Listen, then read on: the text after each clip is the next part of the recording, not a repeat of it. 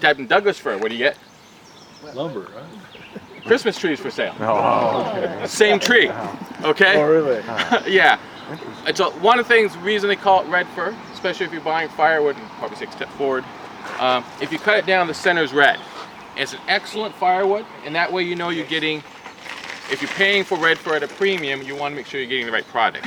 So the center's red. So that's why the firewood cutter is called red fir. Huh. It's only one red local one we have in the center.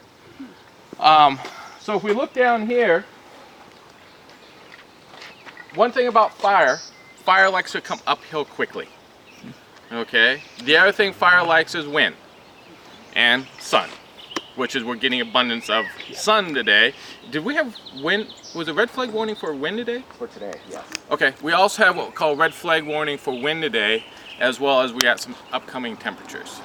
And that means we have potential for high winds and potentially a large, if we get some fire starts, large fires. Yeah. And so fire likes to go uphill quickly because it preheats the Watch fuels. Preheats the fuels as it goes. And one of the other species we have here is 9-bark. People always ask me how you tell. You can look at the 3-lobe leaf. The easiest way I tell is I just look at the bark and it's striped, like 9 layers of bark.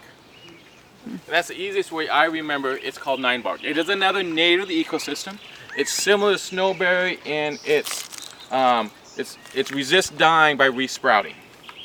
But the key thing with these plants, they do like fire to rejuvenate. They do like fire coming through to help them regrow again. Some critters, depending on the shrub, likes fire because if you let them get going, and I was in an area yesterday, some of the areas weren't being used by critters anymore because they got too tall. As they grow up, this stuff gets higher, and then it gets out of browse reach for the critters. Yes, they can get on their feet and do it. The thing is, remember, critters, they want to use less energy. Anything that takes energy is not necessarily good, just like us.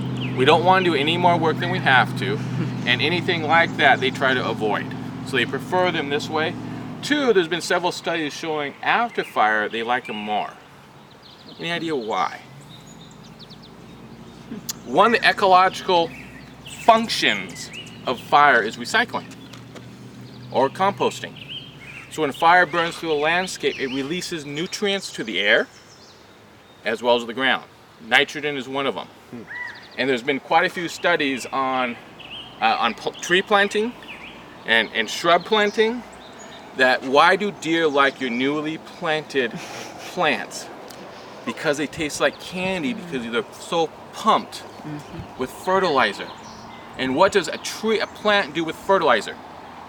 Turn it into sugar for growth. So after fire, they're really succulent that way. They're more tasty that way because they're so flush with nutrients from the ground. So that's one of the ecological functions of fire, is that recycling of material and turning it back into nutrients that the trees can suck up. So is that why they used to eat our orchard leaves? Because they were new every spring? Could be.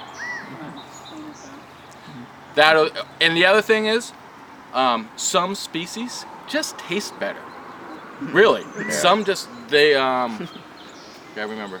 I think snowberry leaves, not snowberry, no, ocean spray, which I don't think we'll see, is they don't like ocean spray except very short duration. Oh. But other species, they like for whatever reason.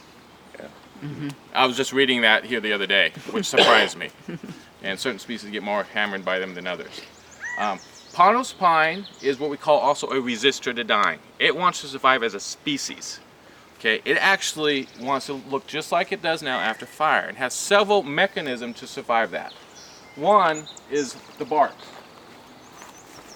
Over time, this bark gets very thick and insulates the layer under the tree we call the cambium phloem layer, and that's a living part of the tree. That's actually what's putting on new cell growth. That's the sugar layer transportation system. So it insulates that precious layer from the heat, just like a hot pad does. The other mechanism it has is why are all the branches dead? Any idea? It's to keep fire from going up into the canopy. It is what it does. It keeps fire from going up the canopy. We call ladder fuels. Ladder fuels are when fire starts in my grasses, my shrubs, climb my branches and gets in the tree. From a firefighting standpoint, what's more hazardous? Green pine branches or dead? I would think dead. Green. Okay, think of a campfire. You put green branches in, dead. Which starts on fire first? The dead. But how big are my flames? Green takes a little longer to go, but when it goes, what happens? Poof. Okay, so the dead will burn one at a time, little flames. The green branches go whoosh on me. And then I get 60 flames. So green is more important. So we're removing those green branches, the ladder fuels down here. Why does a ponderosa pine do that though?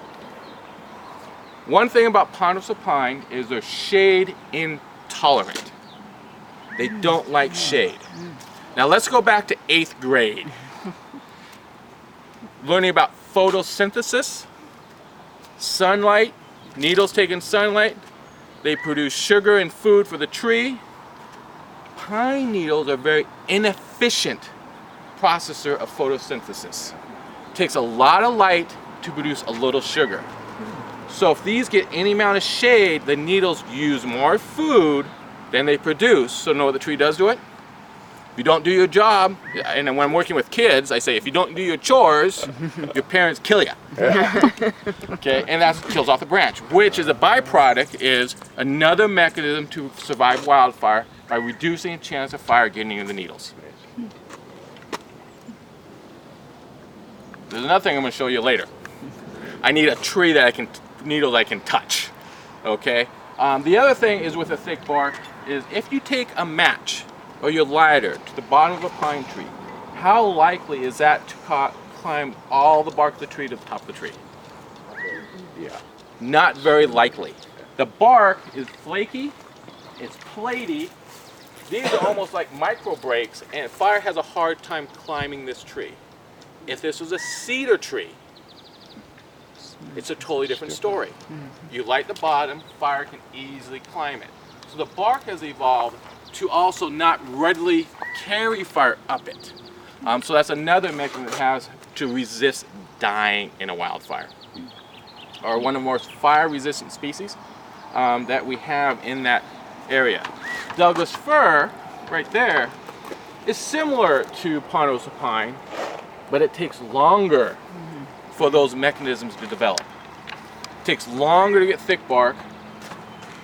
Over time, it will start shedding its branches, but it's more shade tolerant. So it takes more shade to get it. And when does shade happen in our forests? When trees do what? When trees grow and create shade. And so the forest has to have a lot more shade for that mechanism to kick in on the Douglas fir. So often that would mean an older forest. Okay? So ponderosa pine does it much earlier than any other species we have.